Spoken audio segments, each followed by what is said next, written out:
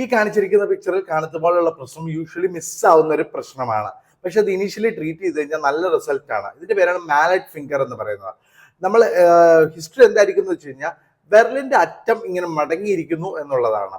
അപ്പൊ നമ്മൾ ഹിസ്റ്ററി പിന്നെയും ചോദിച്ചു കഴിയുമ്പോൾ നമുക്ക് മനസ്സിലാവും, ഒന്നെങ്കിൽ ഒരു ബോള് നേരിട്ട് വന്ന് ഇടിച്ചു, അല്ലെങ്കിൽ എവിടെയെങ്കിലും പോയി തട്ടോ മുട്ടോ ഉണ്ടായി എന്നുള്ളതായിരിക്കും യൂഷ്വലി ഹിസ്റ്ററി.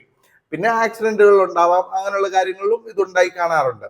അപ്പൊ മാലറ്റ് ഫിംഗർ ആണെന്ന് നമ്മൾ സംശയിച്ചു കഴിഞ്ഞാൽ തീർച്ചയായിട്ടും എക്സ്റേ എടുത്ത് നോക്കണം. കാരണം എക്സ്റേയിൽ ചിലപ്പോൾ എല്ലിന്റെ ഒരു അംശം കൂടി അത് വിട്ടുപോയിട്ടുണ്ടായിരിക്കും. അല്ലെങ്കിൽ ചിലപ്പോൾ എക്സ്റ്റൻസർ ഡിജിറ്റോറം എന്ന് പറയുന്ന ടെൻഡൻ മാത്രമേ കീറിയിട്ടുണ്ടാവുള്ളൂ.